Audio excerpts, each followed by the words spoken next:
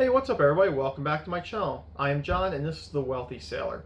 Today we're going to talk about the difference between collecting something and investing in something. But first, I would like to tell everybody that I was recently contacted by an old friend from high school. And we've been in and off contact throughout our years as we both kind of started careers. I joined the military, I moved away, stuff like that. He recently started watching my videos and he messaged me to tell me that he has some financial goals of his own.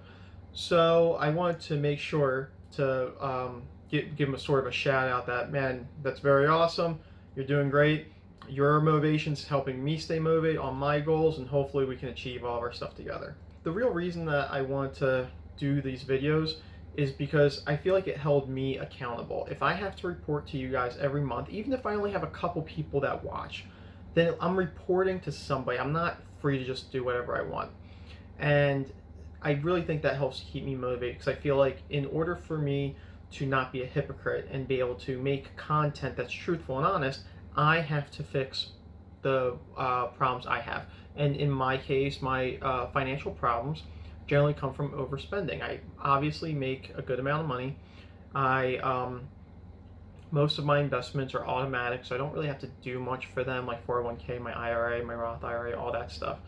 But what I do is I tend to spend whatever's left rather than save whatever's left. So I'm trying to stick very tightly to my budget. This is now the 5th month or so that I've been doing this, the beginning of the 5th month, and I've been sticking very tightly to my budget for 5 straight months now, and I'm very happy about that. So anyway, anybody who's watching this who's also trying to reach their financial goals, you're doing a great job. Keep it up. I would love to hear more about what you're doing and what your goals are. Okay, with all that out of the way, I want to talk about the fact that I was talking to a buddy of mine out here, and since military, and most of the guys out here are military or former military, there's certain personality types that seem to be very big here. And one of them is love for, I don't think I can say the word without getting in trouble, but pew-pews. People love pew-pews out here. I too actually do enjoy going shooting. I was actually on a sharpshooting team when I was little.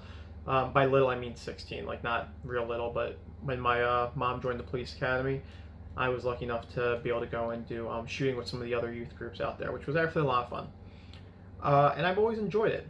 With that said, I don't collect weapons or anything like that, but a lot of the people out here do. There's people out here who have triple digits amount of weapons, and that is totally fine. And it's okay to collect that in the same way that some people collect, like when I was a kid, I collected Pokemon cards, we did baseball cards when we were little. Like, people can collect whatever they want. But there's a distinct difference between a collection and an investment. And that's what I want to talk about today. So when I was in the military, there was a guy who bought a car. And he already owned a car, but he bought this like project car. I think it was like a mid-90s Honda that he wanted to do all the stuff to and put turbo and all that stuff in. And I asked him why he did. He's like, well, it's an investment because it's worth so much money once it's fixed up. And I'm like, okay, but how much money will it take to get it to that point? And I think he spent like $3,000 on the car. It would cost like $10,000 to get it up there, and then he could sell it for like 25. That's what he said. I didn't verify any of this. But my first question was like, okay, so well, do you have that $10,000 available now to do the whole fix up and sell it? He's like, no, I'm going to work on it slowly over time. So the thing is that my first thought was, okay, well, that's not really an investment then. In order for your collection to also be considered an investment, in my opinion, that's just how my thought on it, whatever you're collecting would have to appreciate at least 2% per year. My logic behind this is standard inflation is 1.5% to 2%, which means if it's appreciating just 1%, you're now technically, it's appreciating in value, but you're still losing money overall on it because it's not even keeping up with inflation. You're losing buying power by having your money invested in that as opposed to having invested in something else. And a lot of people kind of get frustrated when I talk to them about this because they think I'm bad-mouthing their hobby or their collection, and I'm not. I'm just simply saying that there's a difference between having a hobby and collecting stuff and it being an investment. It can be both. You can actually have a hobby collection / investment, but not everything is. The best one I can think of that I know of is my cousin's dating a guy who collects guitars, and he actually keeps very close track of how much the guitar costs compared to what its current worth is, and all the ones that he has appreciated in value. I'm not sure if that's normal for guitars or if he just knows enough about them to be able to single them out.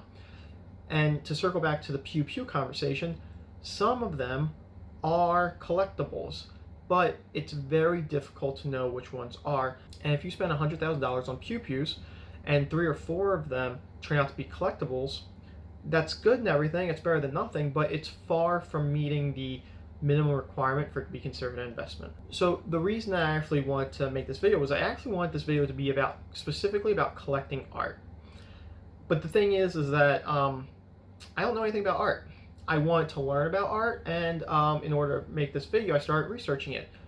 And I don't really understand it. And what I'm thinking specifically about art is that it's more of a crapshoot. There's a song by Jay-Z called "The Story of OJ." If you ever actually have a chance to listen to it, it's pretty interesting. It talks about generational wealth and how lower income people need to start saving their money and investing it better in order to get out of some of the situations they're in. It's pretty good. But in one point of the song, he talks about how he bought a couple paintings for $1 million. Then like a couple years later, it was worth $2 million. Then a couple years later, it was worth $4 million. And he can't wait to give it to his children. And while I really enjoy the fact that rappers, musicians, whoever are starting to talk about generational wealth as opposed to trying to put the idea in people's head that you should just go out and spend all your money, conversation for a different video probably. But I was thinking about the art thing and how the art climbed in value so quickly. And I don't know anything about art. But in this particular instance, if the art actually did appreciate the way he describes it, it might have been because Jay-Z and Beyonce bought the art. Like, I know with a lot of like high-end art pieces and stuff, people like the story. They like to know what happened with this piece. And if I had a painting in my living room, I'd be like, oh yeah, well this used to be Jay-Z and Beyonce's, but I bought it. Like, that means something. And that, just the fact that you can say that, I think causes a extra amount of value to that piece. And that would be true with anything. Whether it's art or some antique pieces of furniture, anything like that. If it's connected to a celebrity's name, I think it does kind of have an appreciation value because people are willing to pay for that. And when it comes to collecting things, whether it's a hobby or an investment or whatever, when you're collecting something or you're trying to, purchase something with the intent of selling it higher for later, it's only worth something if somebody else is willing to buy it. Otherwise, it has no value. So one of the popular things is talking about, like when we talk about cryptocurrency, everyone's talking about like, oh, I wish I had, 100,000 Bitcoin, I'd be rich. It's like, yeah, but then you're also diluting the value of that.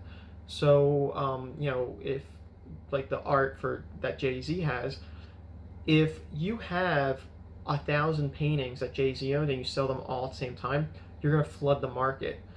So liquidating some of these things might be a little more difficult to do. But that doesn't mean your hobby of collecting something is a bad thing to do. My advice is simply to build it into your budget and then collect it, keep it, and enjoy it. But don't enjoy it with the intention of, oh, well, I can sell this and make a bunch of money down the road. Buy it and enjoy it for the sake of simply enjoying something about your life. And that's true comic books, baseball cards.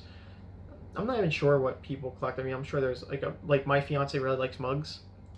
And she collects mugs because she likes to, one, they're gifted a lot, and two, she likes to get mugs from when we travel.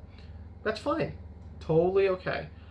But if somebody tried to categorize that as a collection with the purpose of an investment, then that's just not an accurate way of doing it. So guys, please remember this when you're looking at a car and you're like, oh, I'm going to buy that car and then I'll sell it for more later. There are ways of buying cars and selling them for, roughly the same amount. You buy a car about 3 years old with low miles on it, 4 years old, and then you only keep it for 3 or 4 years, and you sell it, you can get roughly the same amount of value for it. That's how I did my Jeep. My Jeep held the same value for about 6 years, 7 years, because I kept it in pretty good condition.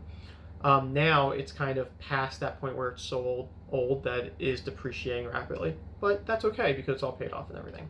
But through all that, enjoy your life, collect whatever you want to collect, invest separately from that. Anyway, guys, I hope you like my video. I have to admit, I kind of got frustrated doing the research for this video because I really wanted to come to this video knowing a lot about art collecting, because I actually like art in the sense that I like detailed paintings and drawings. I don't really get the modern stuff personally, but whatever. I don't have to. Other people do.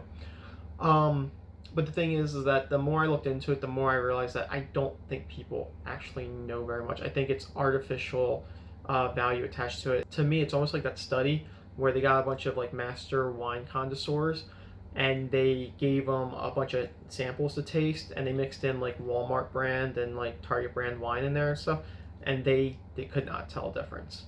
So to me, I think, I don't know. I don't know if art collecting is actually as valuable as it is, or at least if it is, then somebody who knows a lot more about it than me has to be the one to explain it. Well, anyway, guys, that's about it for this video. If you'd like to give me a like, a share, a subscribe, I'm really pushing for likes and subscriptions right now just so I can grow the channel and try to get as much viewership as possible.